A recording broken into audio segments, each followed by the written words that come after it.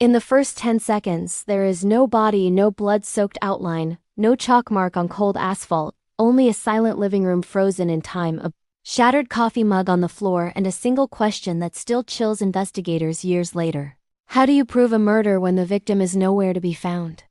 This true crime story begins in a quiet suburban town where nothing ever seemed to happen, the kind of place where neighbors waved politely and doors were rarely locked until one ordinary evening turned into a dark case file that would redefine what a crime scene really means. The victim was Daniel Harper, a 38-year-old freelance financial consultant known for his routine life, predictable habits, and meticulous nature, a man who never missed a client call and never stayed away without explanation.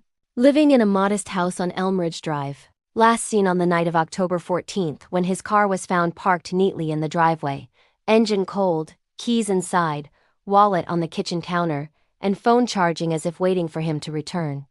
His disappearance set off concern not because of drama, but because of absence, the unnerving quiet where life should have continued. And when police entered the house after a welfare check requested by Daniel's sister, they found something far more disturbing than chaos. They found order interrupted.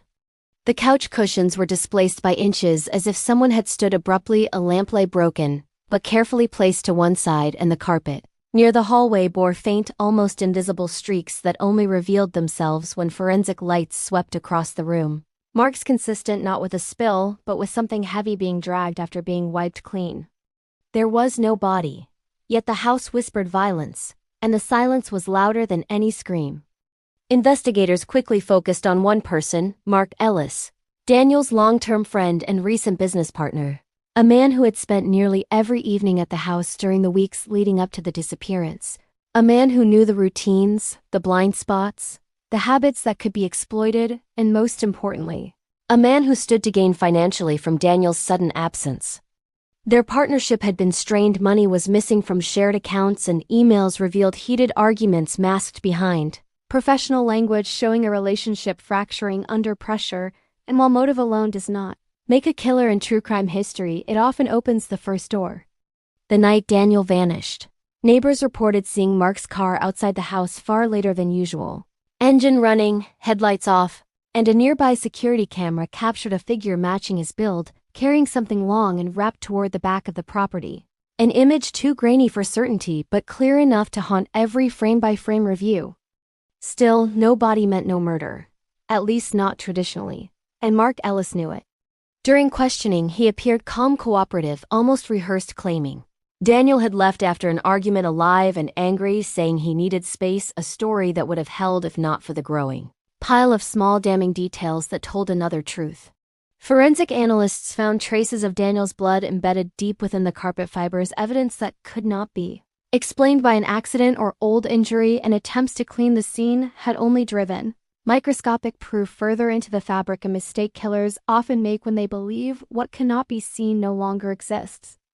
In the garage, investigators discovered cleaning supplies purchased just hours after the supposed argument receipts, time-stamped chemicals strong enough to break down organic matter and yet not strong enough to erase it completely, because in dark case files, science always remembers what perpetrators try to forget.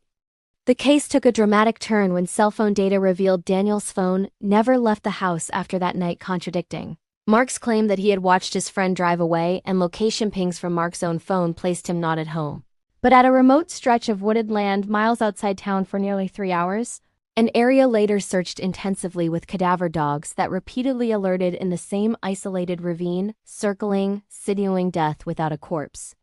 Excavation yielded disturbed soil, fragments of fabric matching Daniel's clothing, and a single broken watch, a gift from his sister, but still no body. As if the earth itself had conspired to keep the final proof hidden. The prosecution built a bold case, one that challenged conventional beliefs of justice, arguing that the absence of a body did not mean the absence of murder, that evidence spoke louder than physical remains, and that Mark Ellis's actions before and after the disappearance formed a narrative too precise to dismiss as coincidence. They laid out financial records showing Mark drained their shared account days after Daniel vanished, email drafts never sent where Mark rehearsed explanations, and digital searches on his computer asking how long before blood is no longer detectable, searches made weeks before the crime, premeditation hiding in plain sight.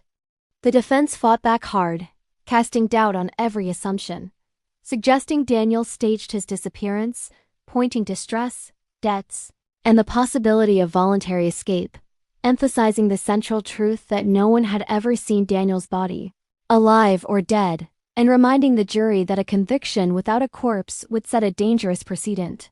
But as the trial unfolded, emotional testimony reshaped logic into something heavier. Daniel's sister described unanswered calls, birthdays missed, a man who loved routine too much to vanish without a trace.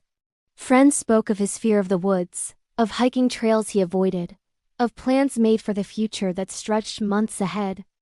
And then came the moment that silenced the courtroom, when forensic experts demonstrated how the blood patterns in the living room could only have formed from a fatal blow delivered at close range, a reconstruction that turned an empty room into a scene of violence impossible to deny.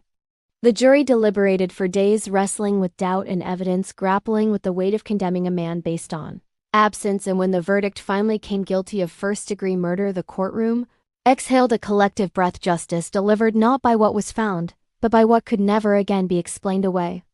Mark Ellis was sentenced to life in prison without parole, maintaining his innocence to the end, insisting that without a body there could be no certainty. His words echoing a question that still divides public opinion and fuels endless true crime debates. To this day, Daniel Harper's body has never been recovered, leaving his final resting place unknown, his family without closure, and his case filed among the most disturbing dark case files ever prosecuted. A crime scene with no body, but a conviction that stands as a testament to how truth can be reconstructed from fragments, patterns, and the quiet testimony of things left behind. It forces us to confront uncomfortable questions about justice, about certainty, and about how much absence it takes to prove presence, reminding us that some crimes are so carefully erased they become ghosts, felt rather than seen, known rather than shown. So as the screen fades to black and the evidence folders close, ask yourself this: if you were on that jury, could you sentence someone for murder without ever seeing the victim? Or would doubt have won? And if Daniel Harper vanished tonight without a trace, would anyone truly be able to prove what happened? This has been a Dark Case Files true crime story where silence spoke louder than screams. And if these stories keep you thinking long after the video ends, subscribe to Dark Case Files for more true crime narratives that explore the darkest corners of human behavior and the questions that never let us sleep.